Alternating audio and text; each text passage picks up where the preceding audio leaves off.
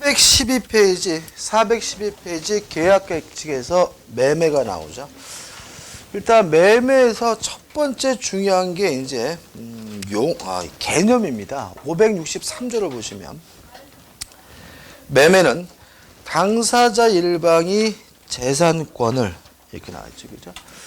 매매 계획체는 물건이 아니라 재산권이에요. 따라서 토지 건물에 관한 소유권을 거래하는 것도 매매지만 지상권을 거래하는 것도 매매고 채권을 거래하는 것도 매매고 임차권을 거래하는 것도 뭐죠? 매매다, 그죠? 그 다음에 상대방에게 이전할 것을 약정하고 낙성계약이죠. 따라서 실제로 재산권을 이전해야 성립하는 것이 아니라 이전하기로 약정만 하면 성립하는 거죠. 그래서 지문이 작년에 시험 문제가 이렇게 나왔어요. 지상권을 이전하기로 하는 것은 매매가 아니다. X. 그죠? 지상권도 재산권이니까 지상권을 이전하기로 하는 것도 뭐예요? 매매니까 뭐죠? X가 되고요. 그 다음에 또 이런 것도 많이 나와요. 매매 계약은 재산권을 이전하고 대금을 지급함으로써 성립한다 그러면 X예요. 왜냐하면 낙성계약이니까 실제로 재산권을 이전해야 성립하는 것이 아니고 이전하기로 뭐만 하면요? 약정만 하면 성립하는 거잖아요. 따라서 재산권을 이전하고 대금을 지급함으로써 성립한다는 지문은 뭐죠? X이기 때문에 항상 잘 내는 지문이 되고요. 그 다음에 상대방이 그 대금을 세 번째 주의할 점은 재산권의 대가는 반드시 대금 금전이어야 합니다. 왜냐하면 금전이 아닌 또 다른 재산권을 이전하기로 약정했다면 그것은 매매가 아니라 교환이니까요. 그래서 매매가 되려면 반드시 대가는 뭐 해야 돼요? 대금해야 되는 거죠. 그래서 매매에서 문제가 보통 두 문제 내지 세 문제가 나와요. 근데 보통 두 문제가 나올 때는 나오는 부분이 정해져 있고요. 세 문제 나올 때는 이 개념에서 보통 답을 취하게 됩니다. 그래서 개념 중요해요. 첫째, 재산권이다. 둘째, 낙성계약이기 때문에 약정만 하면 성립한다. 세 번째, 교환과의 차이점 때문에 대가는 반드시 뭐 해야 돼요? 금전이어야 된다. 이게 굉장히 중요하고요. 우측에 보시면 대표예제 좀 풀어볼게요. 대표예제. 매매에 관한 다음 설명 중 틀린 것은 1번 특정한 재산권의 이전과 대금의 지급은 매매계약의 실행 내지 이행이 지나지 않으면 그 성립 요건이 아니다. 맞죠? 왜요? 매매계약은 낙성계약이니까 대금을 지급하기로 뭐만요? 약정만 하면 성립하는 거니까요. 2번 매매계약의 비용, 채무의 이행시기 및 이행장소 등에 관하여는 합의가 없으면 매매의 성립에 영향이 있다. X예요. 일단 우리가 두 가지를 생각해 볼 수 있는데 계약은요. 계약 자유의 원칙 때문에 계약법의 내용은 다 임의 규정이에요. 무슨 말이겠어요? 그죠? 다시 말하면 임대차와 같은 약정 보호 규정을 제외한 나머지 규정은 다 뭐예요? 임의 규정이니까 오늘 우리가 지금까지 배운 것들 다 무슨 규정이에요? 임의 규정이에요. 특약으로서 뭐 할 수 있어요? 달리 정할 수 있고요. 이 매매에 관한 민법 규정도 임의 규정이기 때문에 특약으로서 뭐 할 수 있어요? 달리 정할 수 있다는 거 좀 주의하시고. 그 다음에 두 번째 좀 생각해 볼 것은 여기 비용이나 이행시기 및 이행장소는 민법에 다 규정에 별도로 마련되어 있어요. 비용은 반씩 부담하고 뒤에 나와요. 그 다음에 이행시기는 동일한 기한이 있는 것으로 추정하고요. 이행장소는 원칙적으로 매도인의 주소지. 다만 인도와 동시에 지급하는 경우에는 인도장소. 이렇게 규정이 있기 때문에 별도로 뭐가 필요 없는 거죠? 특약이 필요가 없는 거기 때문에 2번은 뭐가 돼요? X가 되는 거죠. 3번. 매매계약 당사자가 아닌 타인이 소유하는 물건을 목적물로 한 매매계약도 유효합니다. 왜냐하면 그래야 책임이 발생하니까요. 4번. 매매계약은 낙성계약이고 불요식계약이고 쌍무계약이고 뭐죠? 유상계약입니다. 5번 매수인의 주된 급부 의무는 매매대금 지급 의무이다라는 말은 재산권의 대가는 뭐 해야 돼요? 금전이어야 한다는 취지니까 이것도 어떻게 해요? 맞는 지문이 되겠죠. 답은 뭐죠? 2번입니다. 자, 매매 성립해서 당사자의 합의가 있으면 성립합니다. 왜요? 낙성계약이니까요. 다만 특칙해가 첫 번째 뭐가 나오냐면 매매의 예약이 나오는데 의의는 읽어보시면 될 것 같고 넘겨보시면 종류가 나와요. 예약은 뭐 그닥 중요한 부분은 아닌데 한번 생각해 보자고요. 자, 예약을 했는데 예약함으로써 승낙해야 할 의무가 발생했는데 요 승낙해야 할 의무가 한쪽 당사자에게만 있으면 편무예약이고요. 양쪽 당사자 모두에게 승낙해줘야 될 의무가 있으면 쌍무예약이고요. 또 예약을 함으로써 일방적으로 본계약을 형성시킬 수 있는 형성권인 예약 완결권이 발생할 수가 있는데 이 형성권인 예약 완결권이 한쪽 편에만 있으면 일방예약, 양쪽 모두에게 다 있으면 뭐가 돼요? 쌍방예약이 돼요. 예약은 총 뭐죠? 4가지 종류가 있어요. 문제가 있어요. 우리 예약 많이 하죠. 주로 언제 하죠? 식당 갈 때도 많이 하죠. 그죠? 뭐 콘도 갈 때도 많이 하고. 근데 예약을 많이 하긴 하는데 예약을 그냥 하지 어떤 종류의 예약인지는 정하질 않죠. 혹시 예약하면서 편부 예약으로 합시다라고 정하신 적 있어요? 그런 거 없잖아요. 그래서 요 4가지 중에 원칙이 필요한데 우리 민법은 일방 예약을 원칙으로 이해합니다. 따라서 별말 없이 무작정 예약을 하게 되면 무슨 예약인 거예요? 일방 예약인 거예요. 그래서 어떻게 효과가 발생하냐면 이렇게 되는 거죠. 자, 보세요. 우리 예를 들어서 식당 가기로 예약했어요. 전화해가지고 여기 학원인데요. 저희 한 50석 자리 좀 예약합시다 라고 예약했거든요. 그러면 이제 예약을 하고 가면 아줌마 저희 왔습니다 라고 하면 그쪽에서 무조건 뭘 줘야 돼요? 음식을 줘야 돼요. 왜요?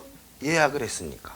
그 말은 우리에게는 일방적으로 본계약을 형성시킬 수 있는 뭐가 있는 거죠? 예약 완결권이 있는 거죠. 근데 안 가면 그만인 것이지 식당 아줌마가 전화해서 밥 드세요라고 한다 해서 우리가 무조건 밥을 먹어야 되는 건 아니잖아요. 예약 완결권은 누구에게만요? 우리에게만 있는 게 원칙이죠. 다른 예를 들까요? 콘도. 주말에 콘도 가려고 예약했어요. 그죠? 예약하고 하면 저희 왔습니다. 방 주세요. 그러면 무조건 뭐예요? 방 줘야죠. 왜요? 예약했으니까. 그 말은 저희에게 뭐가 있다는 얘기예요? 예약 완결권이 있다는 얘기죠. 그렇지만 안 가면 그만인 것이지 콘도 회사가 전화해가지고 와서 빨리 자빠지 주무세요라고 한다 해서 무조건 자야 되는 것은 아니잖아요.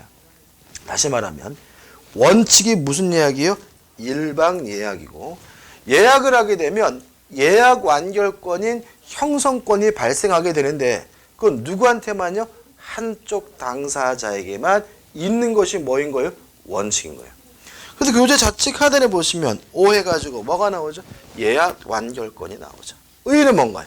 지금 말씀드린 것처럼 일방적으로 본계약을 형성시킬 수 있는 권리가 예약 완결권인데 나번 성질에서 A.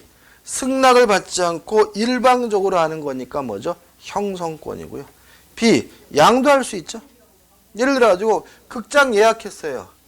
가기 싫으면 어떻게 해요? 다른 사람한테 야 내가 예약했으니 네가 가서 봐. 할 수 있잖아요. 그죠? 양도할 수 있고요. 3. 만약에 이것이 부동산에 대한 권리라면 등기할 수 있는데 무슨 등기로 하냐면 가등기로 해요. 자, 예약 완결권이 부동산에 대한 권리면 뭘 할 수 있습니까? 가등기로 할 수가 있죠. 우측의 답은 존속기간. 약정 기간 동안 존속할 수 있는 것이 원칙입니다.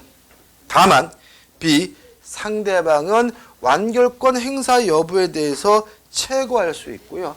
그 확답이 없으면 예약의 효과는 소멸하게 됩니다. 자, 이런 얘기입니다.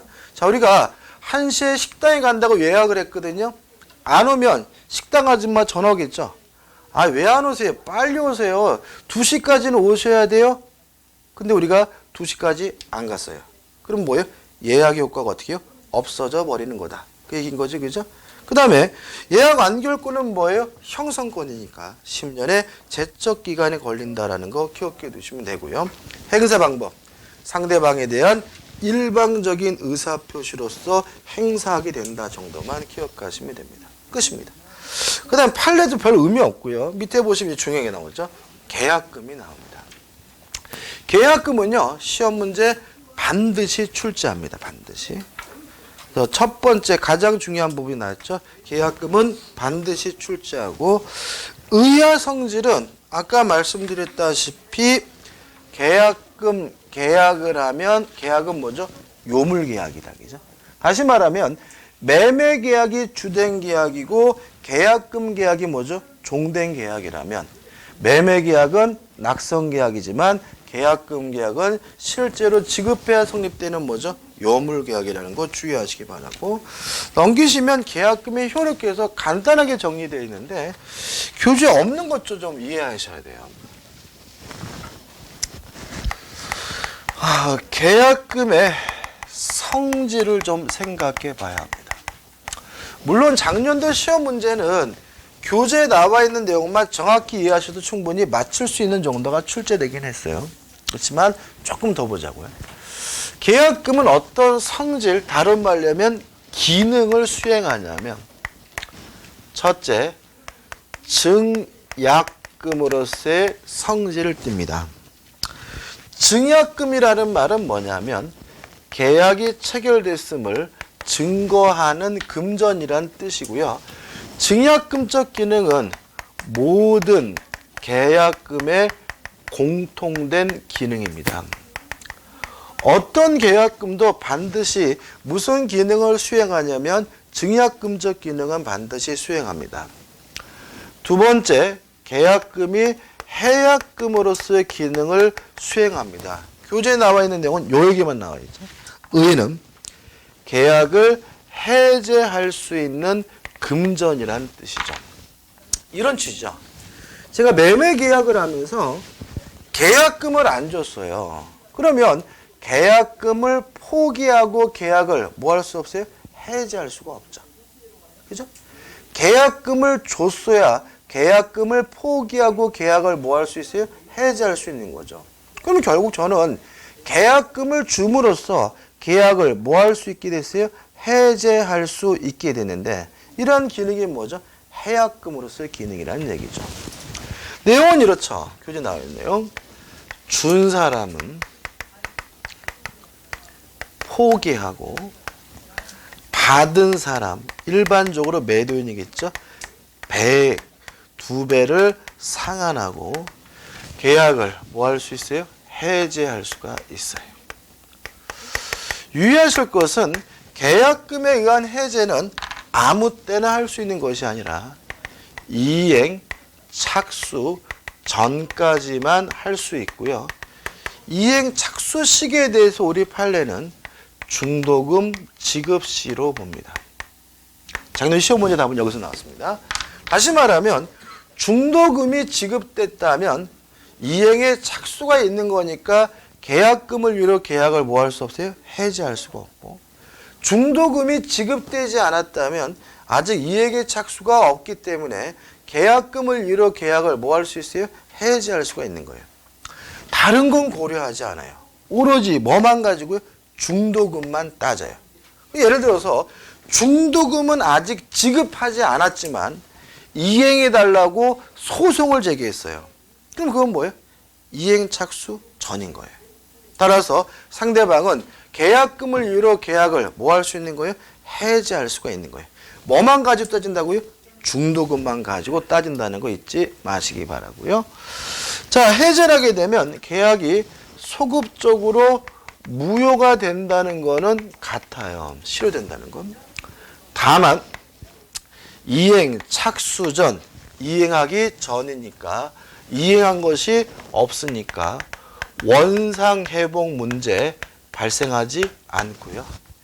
해약금에 의한 해제는 채무불이행이 아니기 때문에 별도로 손해배상도 청구할 수 없다는 것까지 꼭 기억해 두시면 되고, 교재에 나와 있는 판례들과 내용이 뭐지? 결국은 요약이니까 정확하게 정리해서 기억하시면 되죠. 그 다음에 세 번째로 계약금이 위약금으로서의 기능을 수행할 수도 있습니다. 위약금이라는 말은 계약을 위반해서 위반할 것을 대비해서 교부되는 금전이란 뜻이고요. 위약금이 두 가지가 있어요.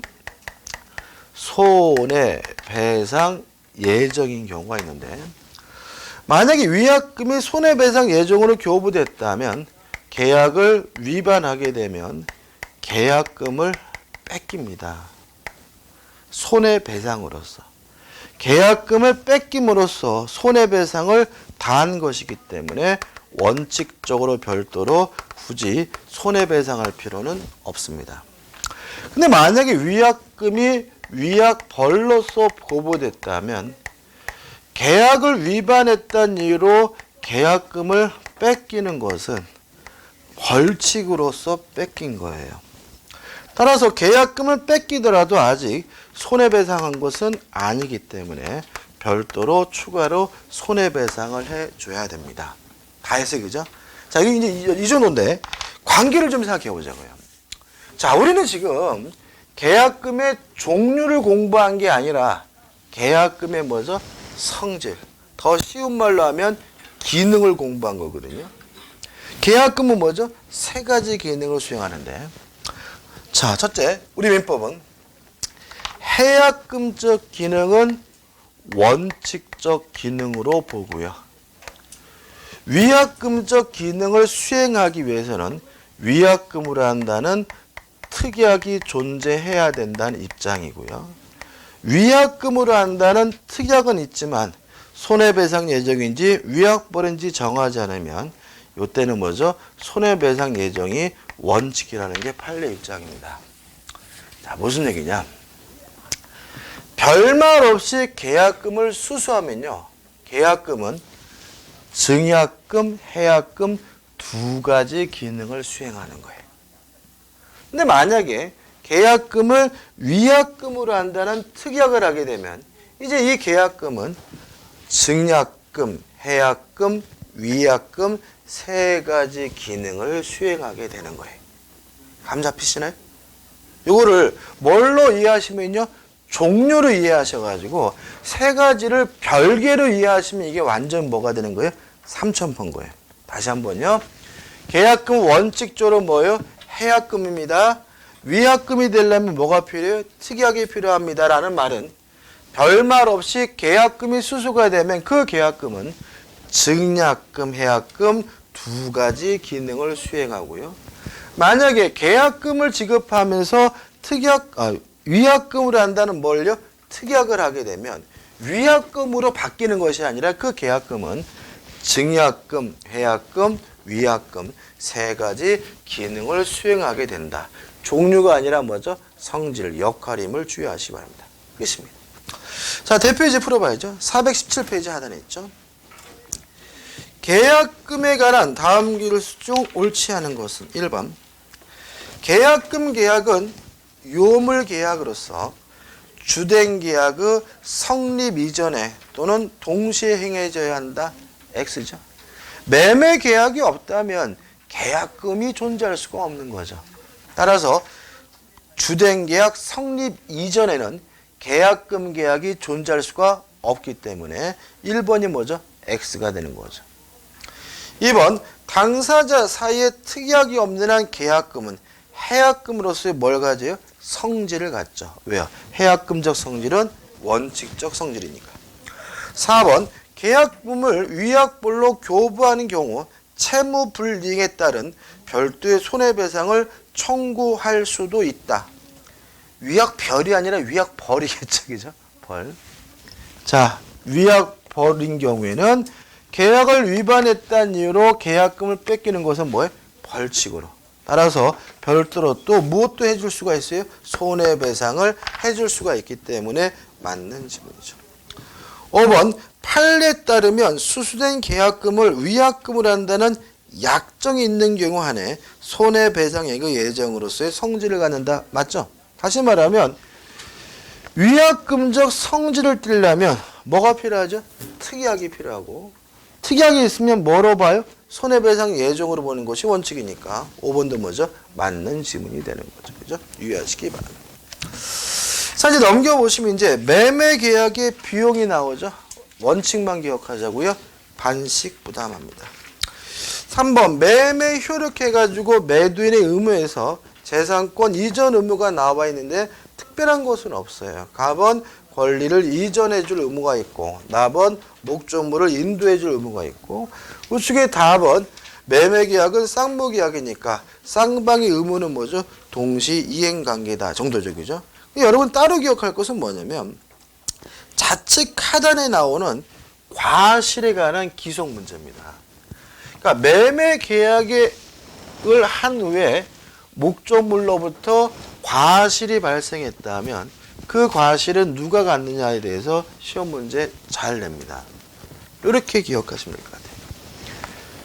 매매 계약을 하고 인도하기 전이라면 매도인이 점유하고 있을 테니 목적물로부터 발생한 과실은 매도인이 수취하고요. 인도 후에는 매수인이 점유할 테니 매수인이 목적물의 과실을 수취하겠죠. 조심할 것은 이때 매수인은 과실을 수취하는 대신 대금에 대한 이자는 지급해 줘야 된다는 거 주의하시기 바라고요. 그다음에 예외는 우리 판례가 인도 받기 전에 매수인이 대금 지급을 완납하게 되면 그때부터는 매수인이 과실을 수취한다는 게 판례 입장입니다. 그럼 이렇게 되겠죠. 인도 전에는 과실을 누가 가져요? 매도인이. 인도 후에는 누가 가져요? 매수인이.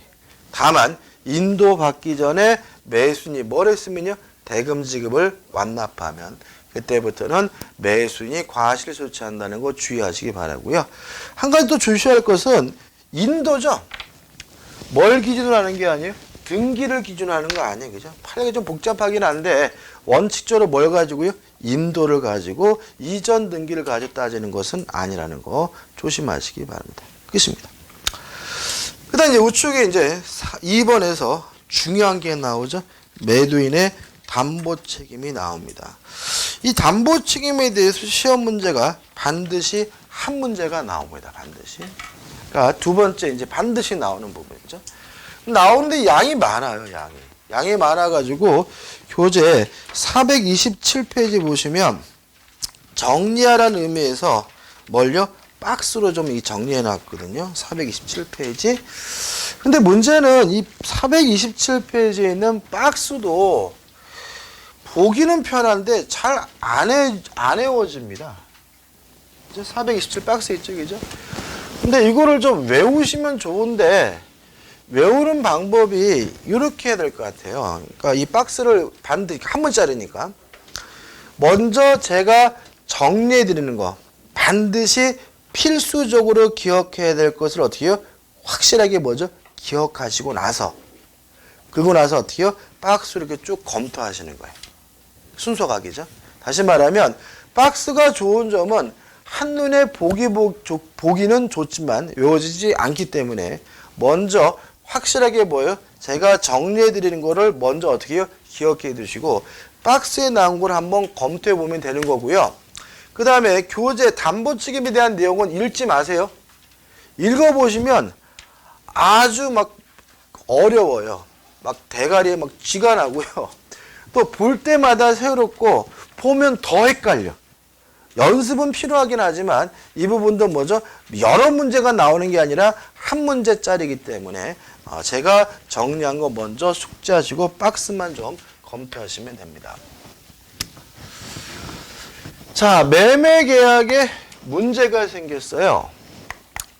그럼 이 매매계약의 문제에 대해서 매도인이 책임을 져야 되겠죠. 그럼 언뜻 책임하면 뭐가 떠오르냐면 채무불이행 책임이 떠오르거든요. 예를 들어서 제가 자동차를 구입했거든요.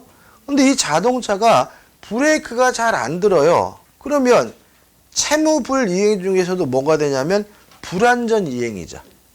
자동차를 주긴 했는데 뭐 하잖아요? 완전하지 않잖아요. 그죠? 근데 문제는 채무불이행 책임을 물으려면 매도인에게 뭐가 있어야 되냐면 고의나 과실이 있어야 되죠.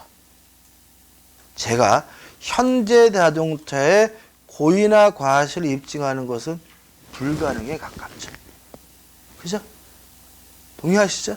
다시 말하면 채무 불이행 책임을 물으려면 매도인에게 뭐가 필요합니까? 고의나 과실이 필요하기 때문에 그것만으로는 매수인을 완벽하게 보호할 수가 없다는 거예요.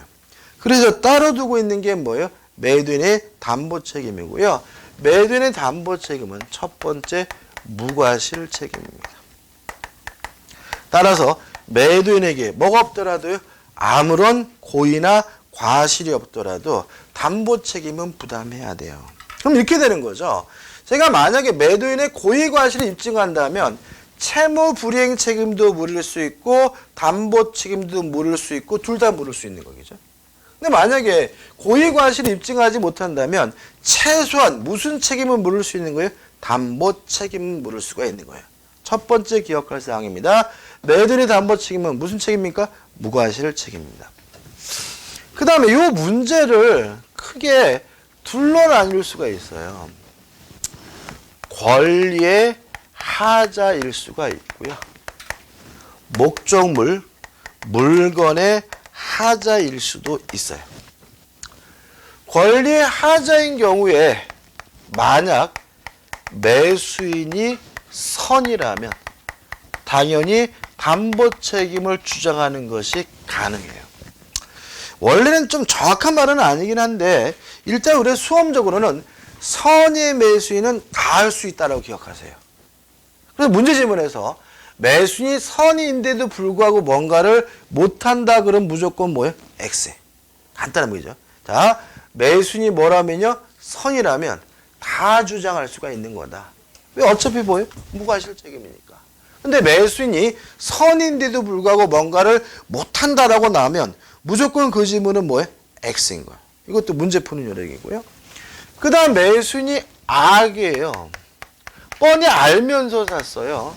그러면 담보 책임을 물을 수가 없어야 할 텐데 우리 민법은 악의 매수인에게도 인정하는 것이 있어요. 이 부분이 제일 중요해요. 그래서 항상 문제의 답은 여기서 결정이 돼요. 첫째, 전부 타인의 권리인 경우에 악의 매수인은 해제만은 할 수가 있습니다. 두 번째, 일부 타인의 권리인 경우 악의 매수인도 대금, 감액은 청구할 수가 있습니다. 세 번째, 저당권 전세권이 설정되어 있었는데 이 저당권 전세권이 실행이 되는 바람에 권리를 취득할 수 없거나 상실하게 된 경우에는 악의 매수인도 계약을 해제할 수도 있고 손해배상도 청구할 수가 있습니다. 이거 반드시 암기하셔야 돼요. 전부 타인의 권리인 경우에 해제, 일부 타인이 권리인 경우에 대금 감액 청구, 저당권 전세권의 실행의 경우에 해제와 손해배상은 누구도 청구할 수 있어요? 악의 매수인도 청구할 수 있고요. 실제로 답은 보통 어떻게 해요? 여기에서 만들어내고 있다는 거 꼭 기억해 두시기 바랍니다. 그 다음 물건의 하자에 대해서는요. 매수인이 선이고 무과실해야 돼요. 따라서 매수인에게 악의 매수인에게는 물건의 하자에 대해서 아무것도 인정되지 않는다는 거 기억하시고요. 그 다음에 제척기간에 제한이 있는데 권리의 하자는 1년, 물건의 하자는 6월이에요. 유의하실 것은 선이라면 몰랐으니까 안날로부터 1년일 거고요. 악이라면 알았으니까 한 날로부터 1년이겠죠. 이것도 뭐 1년 6개월이 중요한 게 아니라 선이면 몰랐으니까 어떻게 해요? 안 때부터 뭐예요? 1년을 시작할 거고. 악이면 뭐예요? 알았으니까 매매한 때부터 먼저 1년이라고 기억해 두시기 바라고요. 그다음 물건의 하자의 경우는 매수인이 뭐 해야 돼요? 선이고 무과실이니까 항상 언제부터죠? 안날로부터 6월이라는 거 기억해 두시면 되겠죠. 그다음 마지막으로 전부 타인의 권리인 경우와 저당권 전세권의 실행의 경우에는 제척기간의 제한이 없다까지 기억해 두시면 됩니다. 이게 뭐죠? 핵심적인 부분입니다. 이거는요, 많은 양을 굉장히 많이 줄인 거기 때문에 대충 기억하는 것이 아니라 아주 어떻게요? 확실하게 기억하셔야 돼요. 그래서 먼저 여기에 제가 적어드린 거 아주 타이트하게 뭐 하시고요? 숙지하시고 나서 교재 나와 있는 박스를 좀 어떻게 해요? 검토하시면 충분합니다. 됐습니다. 그죠? 끝이에요. 더 갈게요. 그 다음에 이제 하나만 더 하면 돼요. 경매입니다. 경매. 경매에 있어서 담보 책임도 가끔 내요. 작년에도 낸 것 같은데, 냈는데. 자, 한번 생각해 보자. 을이 갑에게 1억을 빌려주고 1억 채권을 담보하기 위해서 A 부동산에다가 저당권을 설정했어요. 그럼 갑이 뭐예요? 채무자고 을이 누굽니까? 채권자겠죠. 그죠? 근데 갑이 돈을 갚지 않자 경매가 됐어요. 그래서 병이 경락인이 뭐죠? 경락을 받았어요. 첫 번째. 이런 거 어떨까요? 병이 아파트를 경매받아서 들어가서 보니까 전등이 너무 침침해요. 갑한테 전화해서 아이고 안녕하세요. 저 아파트 경납받은 사람인데요. 무슨 전등이 무슨 이렇게 침침해. 쌍팔년도 집이야. 막 이렇게 방방 떠요. 그럴 수 있을까요? 보일러 소리가 이상해요. 갑한테 전화해서 아이고 보일러 소리 좀 이상한데요. 방이 안 뜨신데요. 이딴 소리 하면요. 갑한테 뒤지게 맞을 우려가 있습니다. 진짜로. 왜요? 갑은 돈을 못 갚아서 아파트 뭐 한 사람이에요? 날린 사람이죠. 그죠? 염장 지르는 것도 아니고. 첫 번째, 물건의 하자에 대해서는 담보 책임 물을 수가 없습니다. 이해되시죠? 그죠? 꼭 기억하셔야 되겠죠? 그러면 뭐만요? 권리의 하자에 대해서만 담보 책임 물을 수 있어요. 그죠? 문제가 있어요. 이 사람이 거질 가능성이 많죠. 채무자가. 그죠? 돈 있으면 이 집이 경매됐겠어요. 그죠? 그래서 우리 민법은 권리의 하자에 대해서 1차적으로는 매도인인 채무자가 담보 책임을 부담하지만 채무자가 거지면 무자력이면 2차적으로 배당을 받은 채권자가 담보 책임을 부담하게 된다까지 기억하시면 돼요. 간단하죠, 그죠? 자, 경매에 있어서는 뭐에 대해서는요? 물건의 하자에 대해서는 담보 책임 물을 수가 없습니다. 뭐에 대해서만요? 권리의 하자에 대해서만 담보 책임 물을 수가 있는데 1차적으로는 채무자가 부담하고요. 채무자가 뭐면요? 무자력이면 2차적으로 누가요? 채권자가 부담한다 해가지고 요 두 가지만 확실하게 좀 기억해 두셨으면 좋겠습니다. 그러면 요 담보 책임 부분도 뭐 할 수 있냐면 극복할 수가 있어요. 이제 교재 이제 어디로 거냐면 428페이지 오는 거죠. 자, 428페이지 오시면 뭐가 나오죠? 매수인의 의무가 나와요. 1번 대금을 지급할 의무가 있습니다. 대금 지급 시기 쌍무계약이니까 동일한 기한이 있는 것으로 추정하고요. 대금 지급 장소는 원칙적으로 매도인의 주소지입니다. 다만 인도와 동시에 대금을 지급하기로 하는 경우는 예외적으로 인도 장소가 됩니다. 4번 대금의 이자 기억나시나요? 인도받은 후에는 매수인이 과실을 수취하는 대신 뭘 지급해야 돼요? 이자를 지급해야 됩니다. 4번 대금 지급 거절권 해가지고 돈 주기가 불안하면 대금 지급을 거절할 수가 있습니다. 자, 이런 얘기 한번 읽어보시면 되는데 제가요 건물을 샀거든요. 중도금을 주러 갔더니 싸움이 났어요. 가만 보니까 그 건물이 네 건이 내 건이 하고 막 난리가 난 거예요. 거기서 제가 아저씨 저 바쁘니까 싸움은 나중에 하시고 일단 중도금부터 받으세요 라고 할 수는 없는 거죠. 다시 말하면 누가 권리를 주장하는 사람이 나타나면 그 범위에서 저는 대금 못 주겠다라고 뭐 할 수 있는 거예요? 거절할 수가 있는 거죠. 자, 그럼 매도인은 어떻게 할 수 있어요? 이제 제가 아이고 지금 나 이 상황에서는 돈 못 줘. 나 불안해서 뭐 이럴 거 아닙니까? 그죠? 그럼 매도인이 뭐라 그랬어요? 만약에 네가 주는 것이 나한테 주는 것이 불안하다면 내가 담보를 제공해 줄 테니까 매매 대금 다오라고 요구할 수가 있고요. 아니면 담보가 없다면 그 대금을 법원에다가 공탁해달라고 뭐 할 수 있어요? 요구할 수가 있어요. 정리해 볼게요. 권리를 주장하는 자가 있으면 그 범위에서 매수인은 대금 지급을 뭐 할 수 있어요? 거절할 수 있고 매도인은 담보를 제공하면서 대금을 요구하거나 아니면 공탁해달라고 뭐 할 수 있습니까? 요구할 수 있다는 것까지 한번 기억해 두시면 되겠죠. 근데 마지막에 맥조물을 뭐 할 의무가 있죠? 수령할 의무가 있죠. 넘겨보시면 이제 뭐가 나오죠? 대표 예제가 나옵니다.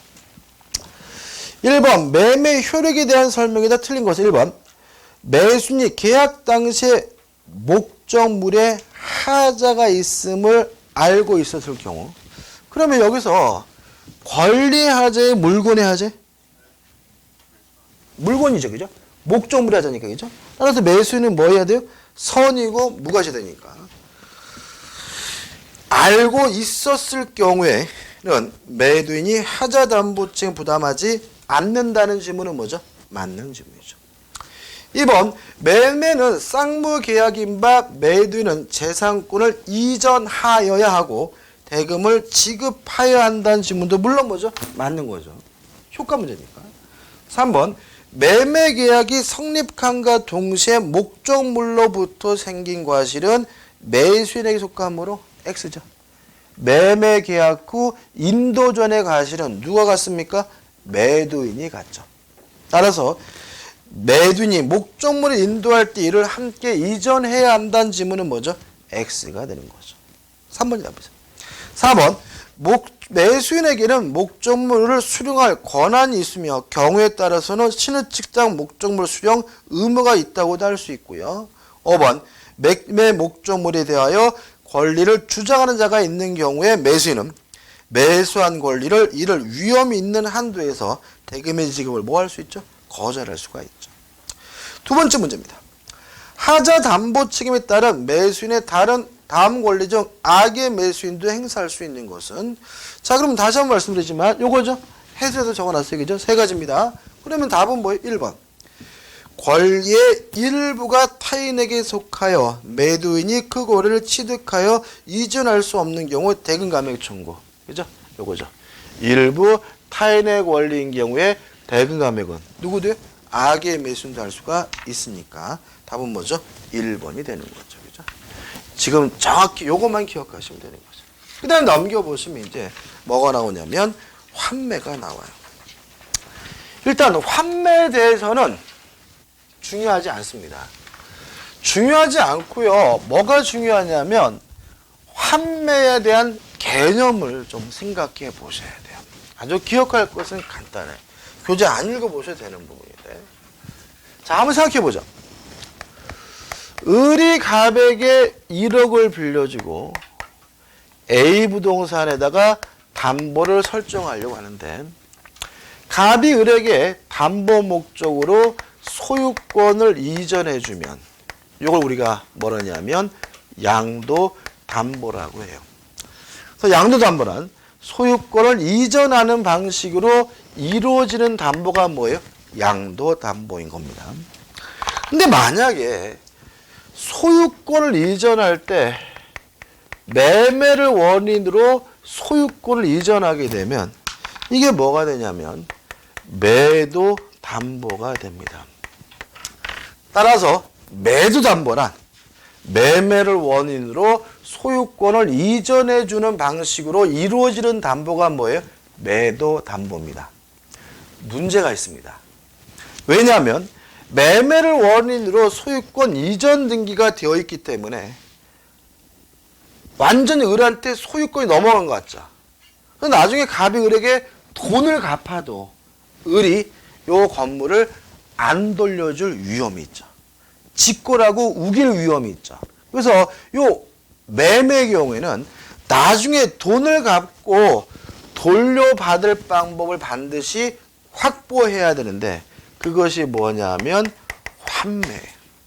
그것이 뭐냐면 재매매 예약이에요. 따라서 환매나 재매매 예약은 아무 때나 하는 것이 아니라 언제 하는 거예요? 매도 담보를 설정할 때 하는 거예요. 다시 한번요. 매매를 원인으로 소유권을 이전하는 담보가 뭐죠? 매도 담보고 매도 담보 경우는 나중에 돈을 갚고 돌려받는 방법이 확보돼야 되는데 그걸 우리가 뭐죠? 환매고요. 그게 뭐예요? 재매매 예약인 거예요. 아주 흔해요. 근데 문제는 환매는 등기를 보통 부기등기 방식으로 하고요. 재매매 예약은 예약이니까 예약 완결권이니까 뭐예요? 가등기를 하게 되는데 실무적으로는 재매매 예약만 쓰이고요. 환매는 거의 안 쓰입니다. 실제로 환매는 안 써요. 왜 그러냐면 환매는 불편한 점이 있어요. 첫째, 동시에 해야 된다라는 제한이 있어요. 뭘 동시에 하냐면요. 계약도 동시에 하고 등기도 동시에 됩니다. 다시 말하면 매매 계약과 환매 특약을 반드시 동시에 해야 되고요. 매매를 원인으로 한 소유권 이전 등기와 환매에 관한 부기 등기도 반드시 어떻게 해요? 동시에 해야 됩니다. 아마 공시법 시간에 배우시면 이 환매에 관한 부기 등기를 별도로 청구하면 등기관이 각하한다라는 내용을 배우게 돼요. 왜요? 동시에 해야 돼요. 이에 반해서 재매매 예약은 굳이 동시에 할 필요가 없습니다. 따로 해도 상관없다는 편리점이 있고요. 또 환매 치명적인 약점이 있는데 기간에 제한이 있어. 이 부분이 중요해요. 환매 목적물이 부동산이면요. 아무리 길어도 5년을 초과할 수 없고요. 동산인 경우에는 아무리 길어도 3년을 초과할 수가 없고요. 가장 치명적인 문제가 기간에 대한 연장도 금지되고 있다는 것 때문에 못 씁니다. 그럼 이렇게 되는 거죠. 만약에 부동산에 대한 매도담보라면 환매 방식으로 하면 아무리 길어도 몇 년을 넘지 못해요? 5년을 넘지 못하고 뭐 하지도 못해요? 연장도 못하니까 누가 불려요? 채무자가. 돈을 빌려면 하늘이 두 쪽 나도 반드시 몇 년 내에 갚아야 돼요? 5년 내에 갚아야 되고 가가지고 단 모자르니까 좀 연장도 하자. 이것도 어떻게 해요? 안 된다는 얘기잖아요. 이에 반해서 재매매 예약은 뭐가 없냐면 기간에 제한이 없어요. 그래서 주로 쓰이는 것이 뭐죠? 재매매 예약이다. 까지만 정리하시면 돼요. 자, 정리하는 의미에서 문제 한번 풀어볼게요. 432페이지 하단의 대표이지입니다. 환매에 관한 다음 설명 중 옳은 것은 1번 환매 특약은 매매 계약과 동시에 할 필요는 없다. 동시에 해야 됩니다. 2번 환매 기간은 부동산은 5년, 동산은 3년을 넘지 못한 자 맞죠? 답은 뭐죠? 2번이고. 4번 매수인은 목적 부동산 이외에 제한 물건을 설정할 수 없다. 설정할 수 있어요. 그죠? 어차피 이것도 담보 물건이니까. 4번 환매권은 일종의 물권의 취득이라는 것이 통설이다. 물권적 취득권. 5번 목적물의 과실과 대금의 이자는 어떤 경우라도 상계할 수 없다. 다시 한번 4번 죄송합니다. 4번 환매권은 물권적 취득권이라는 것이 통설이다. X예요. 왜냐하면 환매권은 물권적 청구권이 아니라 뭐예요? 일종의 채권을 이해하는 것이 통설의 입장이에요. 5번 목적물의 과실과 대금의 이자는 어떠한 경우라도 상계할 수 없다. X예요. 상계할 수 있겠죠. 그죠? 아무튼 답은 뭐죠? 2번이 되고요. 이 정도만 좀 꼭 기억해 두시기 바랍니다. 그 다음 우측에 보시면 교환이 나오는데 교환은 뭐만 조심하시면 돼요? 개념. 대가가 대금이 아니라 또 다른 뭐예요? 재산권이고 교환은 요물계약이 아니라 뭐죠? 낙성계약이라는 거 항상 뭐죠? 조심하시면 되고요. 식사하시고 2시에 모여가지고 임대차로 들어가도록 하겠습니다.